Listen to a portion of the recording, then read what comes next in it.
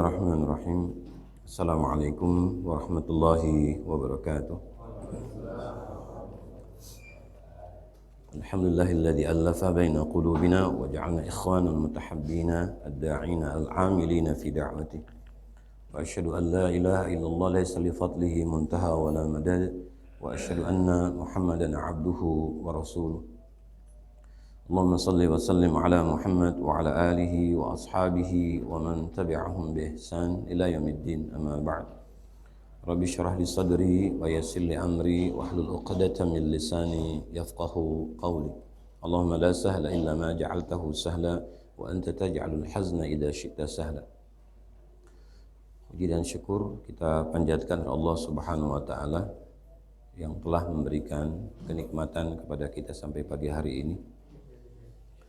Mudah-mudahan Allah Subhanahu wa taala selalu memberikan kesehatan, kekuatan, keberkahan kepada kita semua.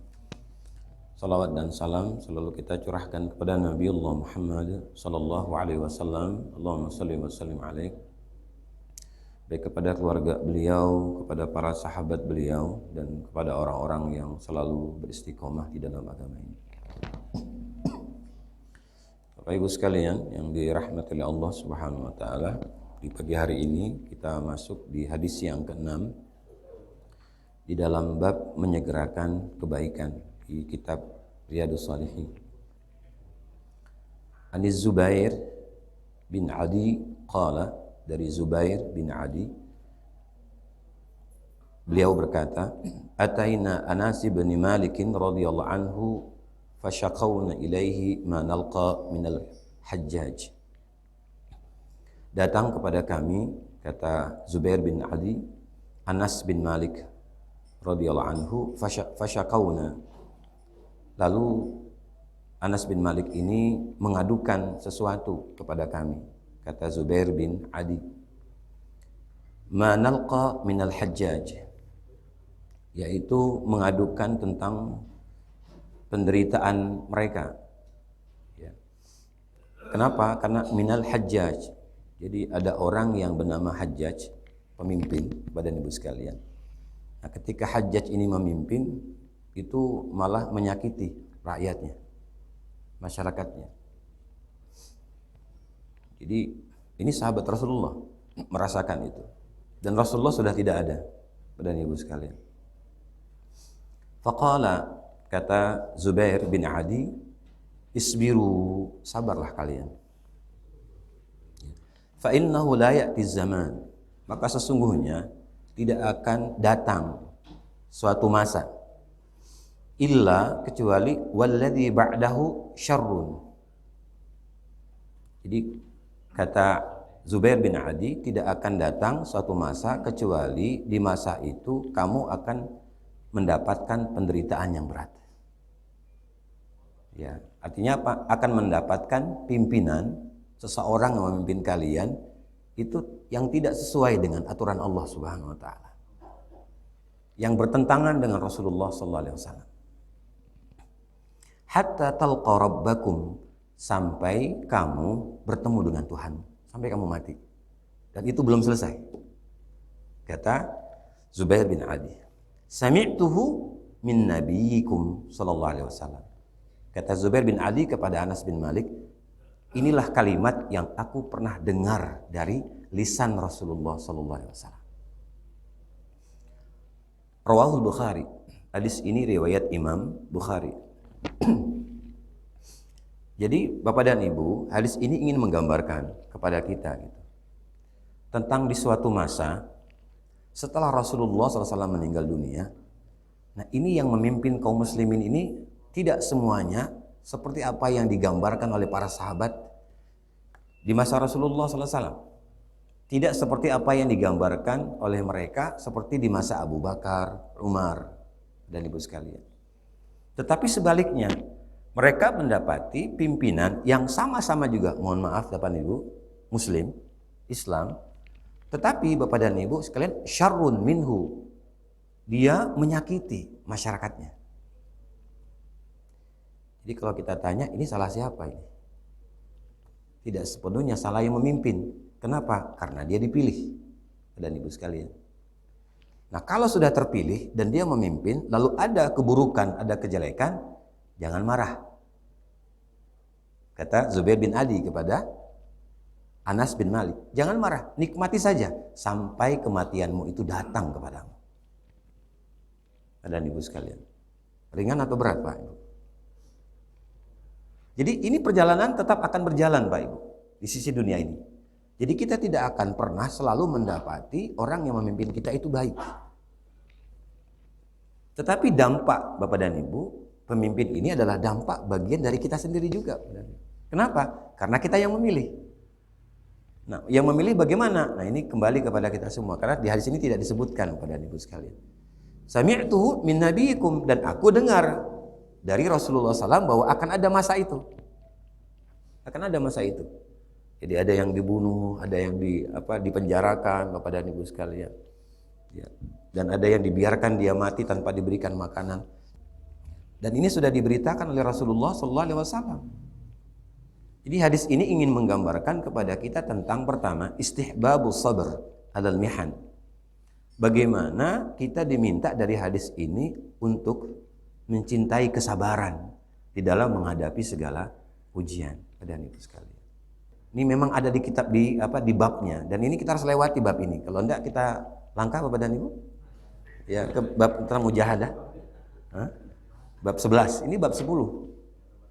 Ya, innama amruhu idza arada syai'an ayyakula lahu kun. Nah, jadi terpaksa kita harus bahas pagi ini. Karena Allah sudah tentukan. Tapi memang tidak salah. Hadis ini mengingatkan kita kembali, Pak. Jadi jangan kita marah di belakang, jangan kita emosi di belakang, sedangkan kita sendiri yang memilih. Ya, seperti Anas bin Malik ini, Bapak dan Anas bin Malik ini adalah salah satu sahabat yang dijamin masuk surga dengan doanya Rasulullah SAW kepada Allah Subhanahu Wa Taala. Nah, kita belum, Pak, saya dan kita ini belum ada jaminan. Kenapa? Karena kita tidak hidup di masa Rasulullah. Dan ini Anas bin Malik ini masih hidup setelah Rasulullah meninggal dunia. Setelah Abu Bakar, Umar, Utsman, Ali. Berarti Anas bin Malik ini Bapak dan Ibu orangnya sudah tua. Tua sekali. Karena sudah melewati masa-masa Abu Bakar, Umar, Utsman, Ali. Nah, jadi Bapak dan Ibu yang dirahmati oleh Allah Subhanahu Wa Taala, yang pertama adalah sabar dalam ujian. Sebab Allah mengatakan di dalam surat yang kedua, di ayat yang ke-214. Kata Allah begini, am hasibtum an tadkhulul jannah walamma ya'tikum mathalul ladzina khalau min qablikum massathumul ba'sa'u wadh-dharra'u wazulzilu hatta yaqula ar-rasulu wal ladzina amanu ma'ahu mata nasrullah ala inna nasrallahi qarib. Apakah kalian menyangka wahai manusia bahwa kalian akan memasuki surgaku? Sudah pasti, Pak, Bu? Sudah yakin? Sudah cukup dengan ibadah yang kita lakukan? Lalu kita katakan bahwa kita penghuni surga? Wallahu a'lam bishawab. Kenapa? Karena kalimat berikutnya Allah mengatakan, "Walamma ya'tikum matsalul ladzina khalau min qablikum." Belum datang kepadamu ujian seperti ujian orang-orang terdahulu.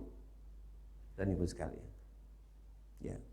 Jadi belum datang ujian kepada kalian seperti ujian orang-orang terdahulu. Apa ujiannya Bapak dan Ibu? Al-ba'sa, ad-dharra, wa zulzilu. Apa al-ba'sa Bapak dan Ibu sekalian? Malapetaka. Ya, malapetaka. Sulit betul Bapak dan Ibu. Dan ini dirasakan oleh Rasulullah SAW bersama para sahabat. Di sisi lain Bapak dan Ibu sekalian, Rasulullah dan para sahabat harus menjaga Madinah Bapak dan Ibu. Ya. Karena ayat ini menggambarkan tentang peperangan Khandaq Bapak dan Ibu. Membikin parit, Pak. Sebab orang-orang Quraisy akan datang dengan jumlah yang besar untuk menggempur kaum muslimin Bapak dan Ibu. Maka Rasulullah SAW dengan para sahabat untuk menjaga Madinah Bapak dan Ibu sekalian dalam kondisi sulit. Kenapa? Karena di peperangan Khandaq ini Bapak dan Ibu, itu kaum muslimin sedang menghadapi kesulitan yang berat. Pertama, musimnya musim dingin, Pak. Yang kedua, kalau musim dingin, pohon kurma tidak berbuah. Ya, tidak berbuah Bapak dan Ibu. Kurma itu akan berbuah ketika musim panas. Nah, kalau di kita, Pak, berbuah itu bukan karena cuacanya, tapi karena suntikannya yang panas. Karena cuaca kita tidak seperti cuaca di Timur Tengah, Pak. Barangkali ada yang pernah umroh ataupun haji, ya, suasana suhunya itu di atas 55 derajat. Ya, barangkali ada yang pernah, Pak. Sehingga kalau kita berjalan di aspal keluar dari Masjidil Haram itu tidak kuat kaki untuk menginjak, Pak. Kenapa? Saking panasnya. Ya. Kalau lebih panas lagi di Afrika, Pak. Berapa? 65 derajat. Ya, 65 derajat. Dan itu kami merasakan itu, bagaimana panasnya, Pak. Dan tidak bisa duduk di dalam ruangan. Kita harus duduknya di luar, Pak. Di luar. Dan tidur pun juga di luar, Pak. Tidak di dalam rumah. Kipas ataupun AC itu tidak terasa, Pak, dingin, tetapi terasa panas. Dan Ibu sekalian. Maka wajar kalau kulitnya itu hitam. Dan Ibu. Kalau kita coklat, bukan hitam, Pak. Tapi kita sering bilang hitam, padahal coklat. Entah kita yang salah warna atau gimana, Pak. Ya. Jadi coklat manis misalnya. Kalau sana hitam manis, Pak. Memang belum hitam dia. Iya, Pak dan Ibu. Dan makanya rambutnya itu, Pak, rambut orang Afrika karena dia panas itu ngikal, Pak. Ditarik panjang, dilepas, balik lagi, Pak, mutar. Jadi kita ini seluruh dunia sudah ada, Pak. Tinggal bagaimana menatanya, Pak dan Ibu sekalian. Dan karakternya berbeda. Tebal kulitnya, Pak dan Ibu. Ya, mirip gitu. Jadi kita sudah cukup lengkap dari sisi apa kalau kita ingin melihat dunia, Bapak dan Ibu sekalian. Nah, Bapak dan Ibu, Allah memberikan ujian ini kepada beliau. Jadi musim dingin, musim paceklik, ketika itu malaria muncul, Bapak dan Ibu sekalian. Sehingga banyak orang tua, perempuan, dan anak-anak yang meninggal dunia. Bapak dan Ibu sekalian. Tetapi di sisi lain, Rasulullah SAW harus membawa para sahabatnya yang berjumlah 3.000 ini, Bapak dan Ibu, keluar kota Madinah untuk membuat parit, Pak. Nah, parit ini, Bapak dan Ibu, kalau mau dibikin, ini pasir, tanah, dan bebatuan yang harus digali sedalam dan selebar 10 kali 10 dalam keadaan perut lapar, Bapak dan Ibu. Ya, dalam keadaan perut lapar, Bapak dan Ibu sekalian. Tetapi tidak mereka harus keluar dari kota Madinah untuk membuat parit ini. Dan jarak parit ini, Bapak dan Ibu, diperkirakan sekitar 12 kilo, Bapak dan Ibu. Diperkirakan 12 kilo. Jarak untuk membuat parit ini, Bapak dan Ibu. Ya. Tapi kita bayangkan, Bapak dan Ibu, ini posisinya lapar, Pak. Bu. Lapar. Ya, kenapa? Karena tidak ada makanan. Keluarga yang ditinggalkan di kota Madinah dalam keadaan tidak juga punya makanan. Bapak dan Ibu sekalian. Dan harus menggali tanah bukan seperti tanah kita, Pak. Pasir. Diambil dulu pasirnya, lalu baru tanahnya, baru nanti bebatuan di bawahnya, Bapak dan Ibu. Dan tadi antara dalam dan lebarnya itu 10 kali 10 meter. Bagaimana kalau kita, Pak? Kali kita minta izin. Mohon maaf ya Rasulullah. Kenapa? Lapar. Mohon maaf ya Rasulullah. Kenapa? Yang di rumah sakit. Ya, kita, Pak, ya. Banyak alasan kalau untuk Allah. Tapi kalau untuk awal bulan, Pak, gaji, itu nggak ada alasan, Pak. Mau hujan, mau apa, tetap datang. Ibu sekalian. Kenapa? Karena kebutuhan pribadi. Bukan berbicara masalah agama, Bapak dan Ibu. Bukan berbicara masalah Allah. Tapi kita lebih banyak memunculkan masalah personal, Bapak dan Ibu. Ya, padahal Rasulullah memberikan pembelajaran kepada kita bagaimana kita hidup bersama. Maka agama itu sebenarnya, Bapak dan Ibu, tujuannya ada 3. Hadafuddin itu. Pertama adalah yuhyid dhamir. Agama itu adalah merupakan cara untuk menghidupkan hati, Pak. Jadi kalau orang yang tidak beragama, berarti sebenarnya dia sedang mematikan hatinya. Ada Ibu. Ini tujuan agama, Bapak dan Ibu sekalian. Maka kalau agama ini sebagai tujuan menghidupkan hati, Pak, maka agama ini akan menjadi jembatan, bukan menjadi tembok, Pak. Kalau dia menjadi jembatan, maka dia akan menyatukan. Tetapi kalau dia jadi tembok, maka dia akan mensekat. Sekat, Pak, Ibu. Ya. Artinya apa? Artinya semua punya kepentingan pribadi, Pak, tetapi tidak berbicara tentang masalah yang lebih besar ke depan. Padahal tadi tujuan agama ini, Bapak dan Ibu sekalian, adalah apa? Menghidupkan hati. Nah, tentu untuk menghidupkan hati orang, Pak, itu tidak bisa dengan apa? Dengan diri kita tanpa Allah Subhanahu wa taala. Maka hadirkan Allah untuk menghidupkannya, Bapak dan Ibu. Kenapa? Karena hati kita pun juga bukan milik kita. Bapak dan Ibu sekalian. Jadi bukan mudah Pak, ini berat dan Ibu. Yang kedua, hadafuddin, tujuan agama itu Bapak dan Ibu adalah yuqadu syu'ur. Jadi tujuan agama itu adalah menghidupkan rasa Pak, Bu. Ya, menghidupkan rasa Bapak dan Ibu. Kenapa kita duduk bersama di tempat ini Bapak dan Ibu? Pada dasarnya bukan karena ceramah ini ataupun kajian ini Bapak dan Ibu. Tapi yang paling kuat rasanya adalah kita ingin menghidupkan rumah Allah supaya nanti kita akan dihidupkan oleh Allah. Itu sebenarnya Bapak dan Ibu. Maka mengaji ini adalah jembatannya, caranya. Agar apa? Agar rumah Allah ini tidak sepi Pak. Terutama di waktu zuhur dan asar. Ya Pak. Kosong Pak Ibu. Ya. Ya kadang saya ketemu sama Pak Umar itu di Nurul Yakin. Sampai mbah yang di Nurul Yakin, sudahlah di sini aja Ustaz, gak usah ke sana. Minta jatah Pak. Apa jatahnya? Sekali-kali Jumat di situ. Nah, saya bilang izin dulu nih sama orang sini. Bisa-bisa nanti kalau di situ pindah ke situ, Pak. Ya, kita bolak-balik lah, Pak ya, ingin menghidupkan. Kenapa? Karena rasa ini, Pak, rasa. Nah, ada tidak rasa kita ini dalam hidup bersama, Bapak dan Ibu? Atau hanya rasa pribadi saja? Kamu, saya. Kamu susah, yang penting saya senang. Tidak ada begitu, Bapak dan Ibu, agama ini. Agama ini ingin memberikan kepada kita kebersamaan. Toh kan masuk surga itu kan tidak sendiri. Masa surga seluas langit dan bumi hanya sendiri saja Bapak dan Ibu? Serakah betul kita ini. Egois betul kita ini Bapak dan Ibu. Kalau bisa, semua orang yang ada di kampung ini, semua RT yang ada di kampung ini masuk surga Pak. Termasuk yang di dalam pucuk itu. Jangan kita biarkan Bapak dan Ibu. Jangan kita caci dan hina. Karena bisa jadi dengan perantara mereka, Allah memuliakan kita. Maka apa yang harus kita berikan kepada mereka Bapak dan Ibu sekalian? Nah ini kan tugas kita Pak. PR kita berat Pak Ibu. Walaupun Bapak dan Ibu lebih lama hidupnya dibandingkan saya di tempat ini. Tapi kita mencoba sedikit Bapak dan Ibu, untuk menghidupkan rasa ini Bapak dan Ibu. Karena terkadang kita tidak punya rasa Bapak dan Ibu sekalian. Tidak punya rasa gitu. Maka agama ini ingin menghidupkan rasa itu kepada Anda. Nah, yang ketiga bahwa hadafuddin, tujuan agama itu adalah yunabbihul qulub. Jadi, agama ini memberikan kepada kita pembelajaran tentang apa? Bahwa agama ini mengingatkan akan hati kita, Pak. Diingatkan, yunabbih. Diperingatkan gitu. Ya. Artinya apa diingatkan? Agar tadi, Pak, hati hidup, lalu ada rasa sehingga ada kerjasama Bapak dan Ibu. Ada kerjasama. Jadi tinggalkan sisi apa? Menghina, mencaci, menggibahi Bapak dan Ibu. Tinggalkan semuanya. Kenapa? Karena kita ingin bersama-sama untuk menghadap Allah sesuai dengan kemampuannya Bapak dan Ibu sekalian. Ya. Kenapa? Karena setiap kita punya kemampuan yang berbeda-beda Bapak dan Ibu. Datang dari tempat yang berbeda-beda gitu.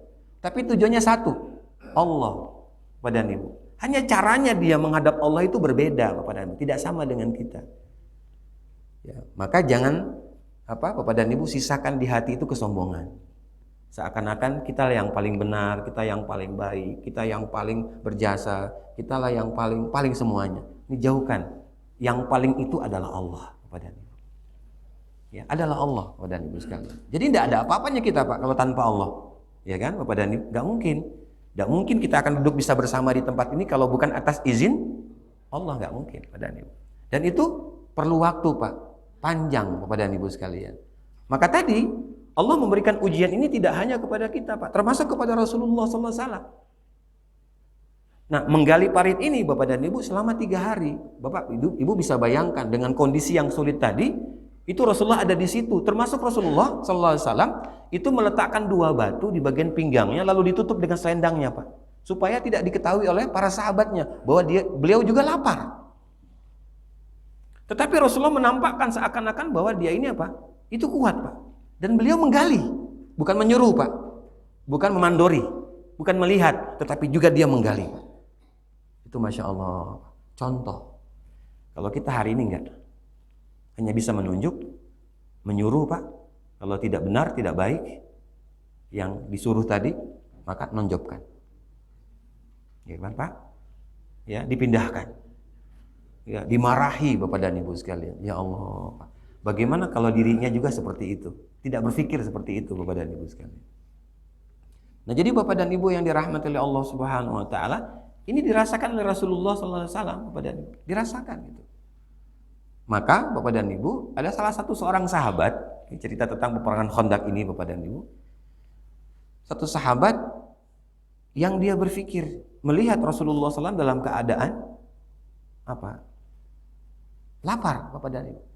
Maka dia minta izin kepada Rasulullah untuk pulang ke rumah melihat ada tidak makanan yang untuk bisa diberikan kepada Rasulullah SAW dengan paling tidak 5 sahabat Bapak dan Ibu sekalian. Lalu dia pulang dengan izin Rasulullah, dia tanya kepada istrinya, ada apa di rumah? Ada satu, kalau bahasa kita, sekilo gandum Bapak dan Ibu. Ya, karena memang di Arab itu gandum Bapak dan Ibu, bukan terigu. Ya, dia lebih banyak memakan roti daripada nasi. Lalu ada seekor domba yang masih muda Bapak dan Ibu. Akhirnya domba ini disembelih dan Ibu, lalu dimasak. Lalu 1 kilo gandum ini juga dipanggang Bapak dan Ibu sekalian. Ya. Beliau datang lagi kepada Rasulullah lalu membisikkan di telinga Rasulullah SAW, ya Rasulullah, di rumahku ada makanan tetapi hanya cukup untuk 5 orang. Dan Ibu, cukup hanya untuk 5 orang. Padahal sahabat ada 3.000 Pak. Ya, kata Rasulullah, kamu pulang, tunggu, aku datang. Dan Ibu sekalian, ini masa-masa paceklik Bapak dan Ibu. Baksa, dharra, ya, masa punya penyakit Pak, tidak hanya fisik tetapi juga penyakit jiwa. Wazulzilu, masalah belum selesai, datang lagi masalah, tergoncang Pak. Tergoncang. Barangkali kita pernah merasakan itu Bapak dan Ibu sekalian, sehingga kita sulit untuk bangun dari tempat duduk kita ataupun tidur kita Pak. Saking beratnya itu masalah. Kata Rasulullah, kamu pulang, tunggu kami. Ya. Akhirnya Bapak dan Ibu, sahabat ini pulang dan dia menunggu bersama istrinya akan kedatangan Rasulullah SAW dengan 5 sahabatnya. Tetapi apa yang terjadi Bapak dan Ibu? Ketika sahabat ini melihat ke langit Pak, itu debu dari pasir itu Pak, sungguh banyak naik ke langit. Lalu istrinya bertanya, itu sepertinya bukan 5 orang itu. Itu banyak jumlahnya. Bingung. Istrinya mengatakan, bertanya, apakah engkau ini benar mengundang 5 orang termasuk Rasulullah? Benar, aku bisikkan kepada beliau, kata suaminya tadi. Akhirnya Bapak dan Ibu, kalau ini terjadi pada diri kita bagaimana? Kita hanya mengundang untuk 10 orang, tapi yang datang lebih daripada 10. Jadi yang datang Bapak dan Ibu 3.000 orang. Bisa dibayangkan Pak, 3.000 orang dan Ibu sekalian. Datang ke hadapan sahabat ini, istrinya tidak lagi kuat untuk melihat Rasulullah dengan para sahabat. Dia masuk ke kamar, dia bingung Pak. Kenapa? Hanya cukup untuk 5, tetapi yang datang 3.000. Rasulullah menghadapi sahabat ini lalu beliau mengatakan, di mana dapurmu dan masakanmu? Ada di dalam. Sudah. Engkau tidak perlu menemaniku, cukup aku nanti yang akan meminta kepada sahabatku yang utama, Abu Bakar, Umar, Utsman, Ali, untuk menemaniku. Rasulullah yang melayani Bapak dan Ibu. Rasulullah yang mengambil daging dari panci di mana tadi dimasak domba ini. Rasulullah pula yang mengambil roti dari tempat pembakaran Bapak dan Ibu sekalian. Lalu diletakkan dalam satu nampan, dan setiap nampan itu akan dihadiri oleh 8 sampai 10 sahabat. Ambil sampai 3.000 ini kenyang Bapak dan Ibu. Ya. Kurang daripada 3.000 ini kenyang karena sebagiannya itu ada di dalam. Sampai Rasulullah katakan, siapa yang mau membawa makanan ini ke rumahnya? Semua angkat tangan Pak. Coba bayangkan Pak. Semua angkat tangan. Ada yang membawa dengan jubahnya Pak, karena nggak ada kantong asoy. Kantong asoy belum ada Bu. Jadi ada yang membawa dengan jubahnya, ada yang membawa dengan selendangnya Pak. Pokoknya bagaimana caranya makanan ini mereka bawa. Untuk apa? Untuk diberikan ke keluarganya Bapak dan Ibu sekalian. Ya, ini asbabun nuzul dari surat kedua ayat 214 Bapak dan Ibu sekalian. Asbab nuzulnya kita, sebab turunnya ayat ini Bapak dan Ibu sekalian. Lalu Bapak dan Ibu yang dirahmati oleh Allah Subhanahu wa taala, para sahabat selesai, Rasulullah baru makan dengan 4 sahabatnya ini. Jadi pemimpin belakangan makannya. Kalau kita Pak, pemimpin duluan. Ya, Bapak bisa dan Ibu bayangkan gitu. Rasulullah belakangan makannya. Dia yang melayani Pak. Karena memang pemimpin adalah pelayan. Pemimpin bukan raja Pak. Pemimpin adalah pelayan. maka dia akan melayani siapa yang dia pimpin, Bapak dan Ibu. Jadi jangan dibalik, Pak, Bu. Walaupun Rasulullah seorang nabi, seorang rasul, Bapak dan Ibu, dia akan memberikan contoh kepada para sahabatnya. Dia tidak mau makan duluan sebelum sahabatnya makan, Pak. Kalau dalam peperangan, Bapak dan Ibu, Rasulullah itu selalu ada di garda terdepan, di baris pertama, Pak, Rasulullah. Walaupun para sahabat tidak menginginkan supaya Rasulullah ada di baris ke belakang. Kenapa? Ini permasalahannya, komandan ini kalau dia meninggal dunia, masalahnya selesai, Pak. Dan Ibu sekalian. Tapi Rasulullah tidak mau, Pak. Maka nanti ada satu peperangan namanya peperangan Hunain, Bapak dan Ibu. Peperangan setelah Fathul Makkah, dalam sirah itu, dalam sejarah disebutkan Rasulullah membawa 12.000 pasukan, tetapi yang perang hanya 155. Yang ke 155 adalah keledai, Bapak dan keledai beliau. Menghadapi 8.000 pasukan Quraisy. 155 ini, Bapak dan Ibu, bisa memukul mundur musuh sehingga si musuh ada 6.000 tertawan, 24.000 gonimah onta, 42.000 domba, dan 5.000 dinar harta, Bapak dan Ibu. Dari 155 yang syahid hanya 14 melawan 8.000. Bisa kebayang, Pak? Kalau kita stres, balik ke belakang, lari. Ini peperangan Hunain. Rasulullah membawa pasukan 12.000, tetapi sayang, Pak, pasukan 12.000 ini, Bapak dan Ibu, sombong. Karena mereka mengatakan bahwa musuhnya 8.000. Pak, ujian itu tidak melihat kondisi apapun, Bapak dan Ibu sekalian. Tetapi bagaimana kita menghadapi ujian itu? Allah tidak menguji kemampuan kita, tetapi Allah menguji kemauan kita. Ada tidak kemauan, Bapak dan Ibu sekalian? Jadi bukan soal kemampuan. Banyak orang kaya, Pak, yang sampai hari ini juga tidak pergi haji, yang juga tidak umroh, dan juga tidak memperhatikan saudaranya, temannya, tetangga, Pak. Walaupun dia kaya raya, Bapak dan. Kenapa? Karena tadi Allah Subhanahu wa taala tidak menguji kemampuan, tetapi Allah menguji kemauan kita. Ada tidak kemauan kita, Pak, untuk jadi orang baik, untuk lebih baik, Bapak dan Ibu sekalian? Ada tidak gitu? Kalau kita tidak punya kemauan, ya hancur, Pak Ibu. Seperti dalam cerita dalam hadis ini tentang seorang pemimpin muslim, dia memimpin saudara-saudaranya tetapi dengan cara syarrun, dengan cara kejelekan yang sangat keras, Bapak dan Ibu sekalian. Sehingga Anas bin Malik tadi mengeluh kepada Zubair bin Adi, Bapak dan Ibu sekalian. Jadi ini bukan cerita sekarang, Pak, tapi ini cerita sudah terjadi pada masa-masa dahulu. Ya. Maka kenapa ada Nabi Musa, Pak? Nabi Musa, walaupun Nabi Musa ini harus mengungsi dulu selama 10 tahun, Pak. Untuk apa? Untuk memperbaiki negeri Mesir. Kenapa ada Nabi Yusuf yang dia harus masuk penjara dulu, Pak, dengan fitnah-fitnah yang begitu banyak yang dia terima dari Allah Subhanahu wa taala dengan perantara manusia itu, Bapak dan Ibu. Maka Nabi Yusuf mengatakan, "Wa ma ubari'u nafsi, innan nafsa la'amaratun bisu illa ma rahima rabbi, inna rabbi ghafurur rahim." Surat ke-12 ayat ke-53. Aku tidak pernah mengatakan diriku terlepas daripada kesalahan manusia, Pak. Kenapa? Karena setiap manusia itu punya nafsu, dan nafsu itu cenderung kepada kejahatan. Nafsu, Pak. Jadi kalau nafsu itu menguasai, merajai jiwa kita, yang ada adalah kejelekan. Dan tidak akan pernah selesai, Bapak dan tidak akan pernah puas. Dan tidak akan pernah bersyukur kepada Allah Subhanahu wa taala. Kenapa? Karena nafsunya illa ma rahima rabbi, kata Nabi Yusuf kepada kaumnya, kecuali karena rahmat Tuhanku aku menjadi baik. Jadi, Pak, Ibu, kita jadi baik bukan karena siapapun, tetapi karena rahmat Allah Subhanahu wa taala. Ya, ada orang yang hanya berusaha sedikit tapi dia mendapatkan hadiah dari Allah banyak. Ada orang yang melakukan itu banyak tapi belum Allah berikan juga banyak apa yang dia lakukan kepadanya. Sedikit, tapi bersyukurlah kepada Allah Subhanahu wa taala. Dan Ibu sekalian. Nah, jadi Bapak dan Ibu yang dirahmati Allah Subhanahu wa taala, ujian ini pasti akan datang, Pak. Sampai para sahabat bertanya kepada Rasulullah, "Mata nasrullah, ya Rasulullah, kapan datang pertolongan Allah?" Jangankan sahabat, Rasulullah pun bertanya di dalam hatinya, "Ya Allah, kapan datang pertolonganmu itu? Kapan datang ini kondisi berubah, Pak? Kapan datang?" Perubahan itu terjadi, kata Allah di dalam surat ke-11 surat ke-13 ayat yang ke-11 itu, "Innallaha la yughayyiru ma biqaumin hatta yughayyiru ma bi anfusihim." Sesungguhnya Allah tidak akan berubah keadaan suatu kaum kecuali mereka yang merubah keadaan setiap diri mereka sendiri. Setiap kita, Pak. Gak mungkin tiba-tiba kita jadi orang bertakwa, Pak, tanpa ada proses. Tidak akan mungkin rumah tangga kita menjadi rumah tangga yang sakinah mawaddah warahmah kalau tidak ada setiap pribadi di dalam rumah itu memperbaiki diri.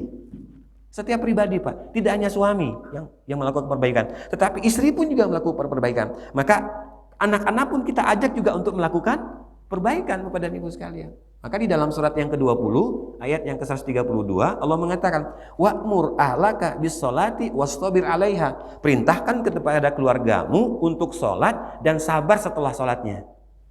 Jadi Allah meminta dalam perbaikan itu Bapak dan Ibu, ajak semua yang ada dalam rumah itu untuk memperbaiki diri. Termasuk yang kecil pun kita ajak Pak Ibu untuk memperbaiki diri. Tidak hanya anak-anak kita yang besar saja ataupun yang sudah menikah itu. Kita ajak untuk memperbaiki. Kenapa? Karena ada masalah di dalam rumah ini. Ada problem dalam rumah ini Bapak dan Ibu sekalian. Maka setelah sholat, sabar ya nak, sabar. Kenapa? Karena jawaban, hasil itu bukan kita yang menentukan Pak, Allah. Jadi kalau hasilnya berbeda, ya sudah terima saja Bapak dan Ibu sementara waktu sambil kita berikhtiar kepada Allah. Usaha dulu, usaha lagi Pak. Dan itulah tugas kita. Maka tutup usaha itu dengan tawakal. Serahkan semua kepada Allah. Ya, jadi bukan serahkan kepada satu lembaga Pak. Bukan, tapi serahkan kepada Allah. Yang penting yang kita kerjakan tidak melanggar aturan Allah Pak. Ya. Jangan Allah yang dilanggar Pak dan Ibu sekalian. Kenapa? Karena itu sudah baku Bapak dan Ibu sekalian. Sudah baku. Ya, karena aturan manusia itu kan bisa berubah Pak, tapi kalau aturan Allah tidak bisa. Kalaupun ada itu dikurangi saja. Ada namanya rukhsah di dalam fikih itu Bapak dan. Ya. Nah, jadi Bapak dan Ibu yang dirahmati oleh Allah Subhanahu wa taala, Allah gambarkan la nas'aluka rizqa nahnu narzukuk. Kata Allah, kami tidak pernah bertanya kepadamu tentang rezekimu. Ada Pak, Allah datang ketuk pintu. Sudah berapa harta yang kau punya selama ini? Selama bekerja sebagai PNS? Ada Pak? Tidak ada Pak Ibu. Tidak ada. Tetapi apa kata Allah? Setelah kamu sholat sabar, nahnu narzukuk. Nanti aku akan memberikan rezeki kepadamu. Apa rezekinya setelah sholat Bu? Ngantuk. Ya kan? Salah satunya ngantuk. Jadi kalau tidak bisa ngantuk, sholat dulu. Insya Allah nanti ngantuk tidur. Ya, tidak bisa tidur di rumah, dengerin ceramah, nanti di waktu ceramah kita tidur. Maka setiap kita mendengarkan ceramah dimanapun, jangan lupa doanya Pak, satu doa. Apa doanya? Bismika Allahumma ahya wa bismika amut. Karena dalam pengajian itu kita akan tidur. Suka ataupun tidak suka. Tidur Pak. Kenapa? Karena para malaikatnya turun. Jadi kalau nggak bisa tidur, datangi mana ada pengajian, nanti insya Allah kita bisa tidur Pak. Ya, setelah pengajian, melek lagi Pak Ibu. Melek lagi itu. Itu SOP-nya kayak gitu Bapak dan Ibu. Udah aturan dari langit itu. Aturan Pak. Iya. Ini karena nggak enak aja nih. Makanya kuenya jangan dibiarkan tanpa disentuh Bapak dan Ibu sekalian. Sentuh dia kuenya. Nah, jadi Bapak dan Ibu yang dirahmati oleh Allah Subhanahu wa taala, ini kesabaran Pak. Jadi bagaimana kita mencintai kesabaran dalam menghadapi segala ujian Bapak dan Ibu. Karena kita mungkin tidak diuji Pak. Ya, dan ujian yang paling berat itu adalah ujian di hati kita sendiri Bapak dan Ibu. Yang orang lain tidak tahu kecuali hanya kita dan Allah Subhanahu wa taala. Nah, yang kedua Bapak dan Ibu adalah al-mubadiratu bil a'mali shalihah. Ini yang kedua Pak. Selain kita mencintai kesabaran dalam menghadapi segala ujian, yang kedua adalah para ulama terutama Imam Nawawi dalam kitab ini menyebutkan al-mubadirah, segera lakukan kebaikan Bapak dan Ibu. Jangan ditunda kebaikan itu Bapak dan Ibu. Segera lakukan kebaikan. Kenapa? Karena ketika kita menyegerakan kebaikan ini, akan datang pula kebaikan berikutnya. Tetapi kalau kita tidak menyegerakannya Bapak dan Ibu sekalian, nah di hadis yang ke-7 Pak, kalau yang ada bukunya, ada kitabnya, kita lihat di hadis yang ke-7. An Abi Hurairah radhiyallahu anhu anna Rasulullah sallallahu alaihi wasallam qala. Dari Abu Hurairah radhiyallahu anhu, beliau Rasulullah sallallahu alaihi wasallam bersabda, "Badiru bil a'mali sab'an." Segera kalian melakukan kebaikan dengan 7 hal. Jadi ada 7 hal yang kita harus segerakan Bapak dan Ibu. Sehingga kalau kita tidak segerakan, maka akan datang 7 hal pula pada kita. Apa itu? Hal tantadiru ila faqran munsiyan. Jangan kamu menunggu kamu sampai fakir Pak. Sampai kita nggak punya, sehingga kita menjadi apa? Menjadi susah. Jadi kalau kita tuh berinfak Bapak dan Ibu, tidak harus menunggu jadi kaya.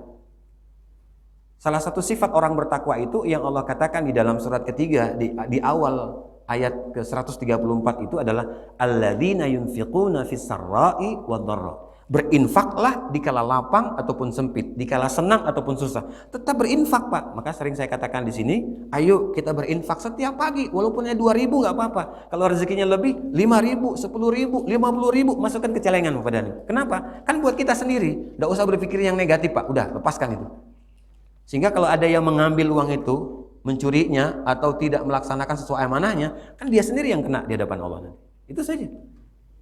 Itu Bapak dan Ibu. Nah, sementara kita mau berinfak masih mikir, kaget macam mana duitnya, kemana larinya, wah macam-macam Bapak dan Ibu. Kapan mau melakukan kebaikannya Pak Ibu? Maka kita disebut fakir. Ya, kata Rasulullah, munsian. Fakirnya itu memang betul-betul susah, Pak. Ya, walaupun barangkali bisa diterjemahkan dalam penjelasan Imam Nawawi, orang fakir di sini bukan orang yang fakir nggak punya harta, Pak. Dia punya harta, tapi dia pelit, Pak. Karena hartanya itu ditaruh di hati, bukan di tangan, Pak. Kalau di tangan kan dibuka, ditutup, dibuka, ditutup. Kalau di hati, nah ini repot, Pak Ibu. Bisa stres. Stres, Pak. Sudah stres, Bapak dan Ibu. Kalau stroke, stres, selesai, Bapak dan Ibu sekalian. Itu kan prosesnya. Dan Ibu yang rahmat Allah Subhanahu wa taala. Yang kedua, apa kata Rasulullah? Au ghaniyan mudghiyan.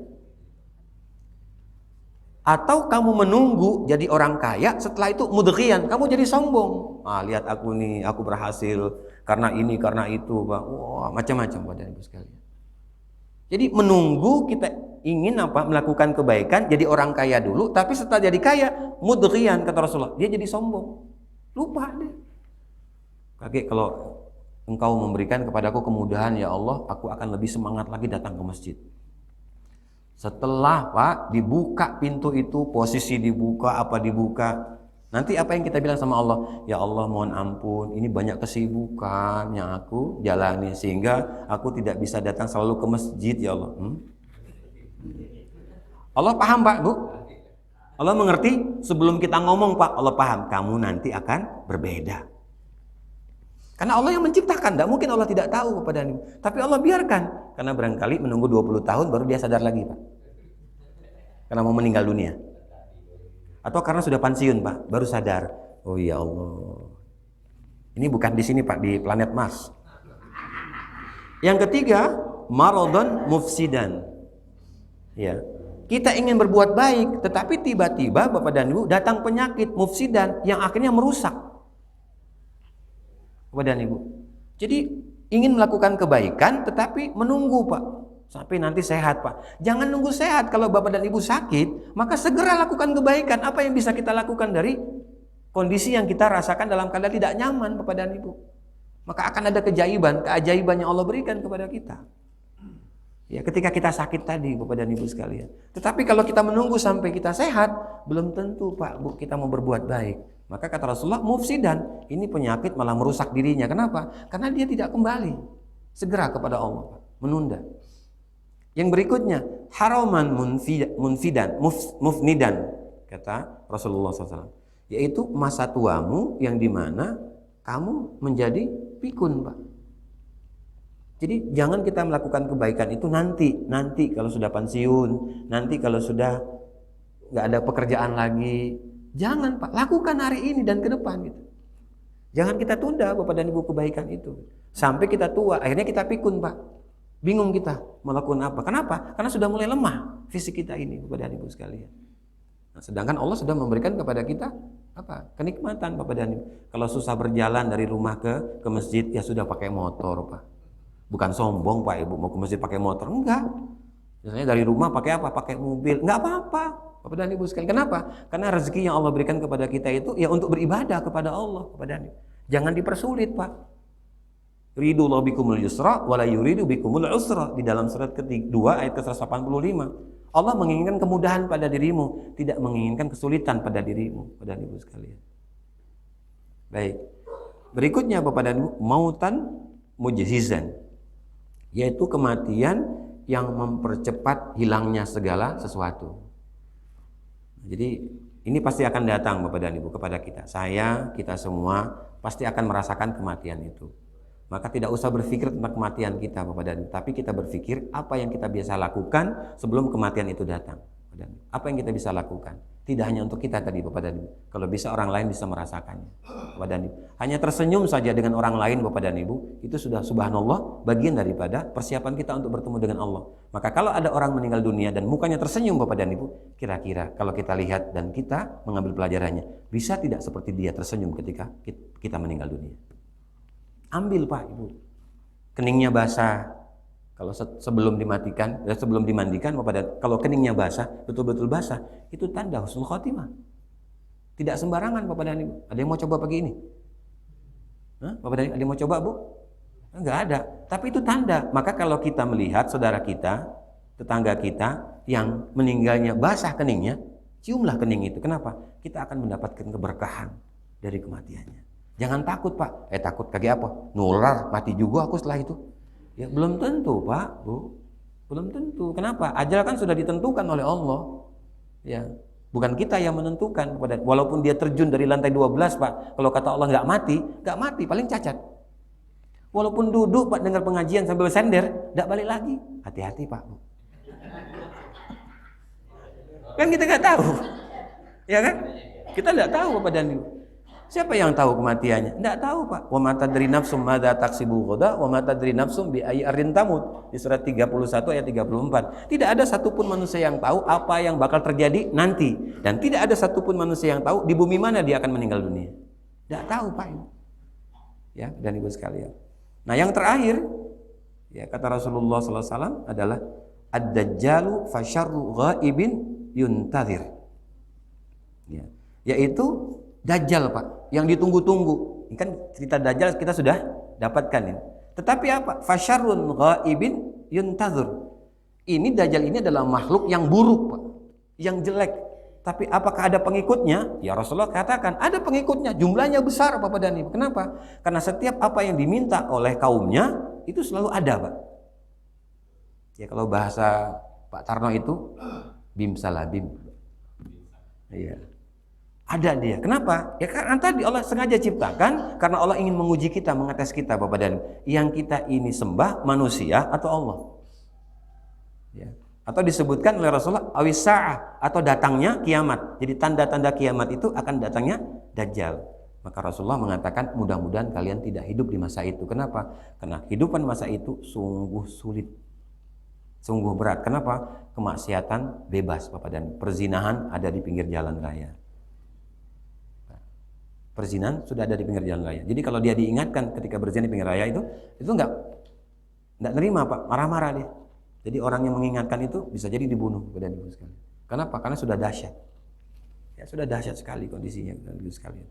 Mudah-mudahan kita tidak hidup di masa itu. Karena sungguh berat. Ya. Fasa'atu adha wa amar badan Ibu sekalian. Yaitu hari kiamat yang akan menakutkan badan. Menakutkan badan. Ya sama seperti kalau datangnya kematian. Ada orang yang menerima kematian itu dengan senyuman tadi Bapak dan Ibu. Dengan terima. Kenapa? Karena dia sudah terbiasa menyiapkan diri Bapak dan. Dengan apa? Dengan mengatakan kalimat la ilaha illallah. Maka biasakan kalimat ini dalam lisan kita Bapak dan. Jangan hanya setelah sholat saja. Tapi setiap kita berjalan, beraktivitas, kalimat la ilaha illallah itu kita munculkan pada ini. Membiasakan berzikir, ingat kepada Allah. Jangan sampai kosong lisan kita ini untuk mengingat Allah Subhanahu wa taala. Dan Ibu sekalian. Nah, ini diantaranya kepada Ibu contoh yang diberikan kepada kita oleh Imam Nawawi dalam kitab ini dalam bab tentang masalah menyegerakan kebaikan kepada Ibu. Jadi, ini menjadi perhatian kita agar kita tidak menunda kebaikan untuk kita lakukan ke depan kepada Ibu sekalian. Baik, Bapak dan Ibu, waktu kita sudah masuk syuruk kepada Ibu. Ada yang mau bertanya kepada Ibu? Waktu 5 menit.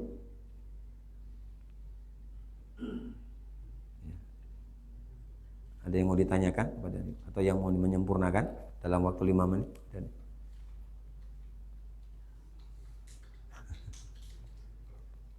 Tidak ada Pak? Tehnya udah habis misalnya Pak. Bapak dan Ibu, sama-sama kita tutup dengan doa. Dan Ibu sekalian, ini ada permintaan doa. Bismillahirrahmanirrahim. Alhamdulillahirabbil alamin, hamdan na'imin, abdan syakirin, hamdan yuwafi ni'amahu wa yukafi'u mazidah. يا ربنا لك الحمد كما ينبغي لجلال وجهك وعظيم سلطانك. اللهم صل على محمد إمام الأولين والآخرين وفي الملأ الأعلى إلى يوم الدين. اللهم إنك تعلم أن هذه القلوب قد اجتمعت على محبتك والتقت على طاعتك وتوحدت على دعوتك وتعهدت على نصرة شريعتك، فوثق اللهم رابطتها وادم مدها وديا سبلها، واملأها بنورك الذي لا يخبو، واشرح صدورها بفيض الإيمان بك وجميل التوكل عليك، وأحيا بمعرفتك، وأمتها على الشهادة في سبيلك، إنك نعم المولى ونعم النصير. اللهم اغفر لنا ولوالدينا وارحمهم كما ربونا صغارا. خصوصا إلى روح Aisyah binti Haj Asy'ari Zainuddin. Allahumma ighfir laha warhamha wa'afiha wa'fu anha. Allahumma ighfir lil muslimina wal muslimat wal mu'minina wal mu'minat al ahya'i minhum wal amwat, innaka sami'un qaribun mujibu da'wat wa ya qadiyal hajat. Allahumma ij'al qabrahum rawdatan min riyadil jannah wa la taj'al qabrahum hufratan min hufarin niran. Rabbana atina fid dunya hasanah wa fil akhirati hasanah wa qina adzaban nar. Wa sallallahu ala Muhammadin wa ala alihi wa sahbihi wa sallam. Subhana rabbika rabbil izzati amma yasifun wa salamun alal mursalin walhamdulillahi alamin. Subhanakallahumma wa bihamdika asyhadu an la ilaha illa anta astaghfiruka wa atubu ilaik. Afu minkum. Wassalamu alaikum warahmatullahi wabarakatuh.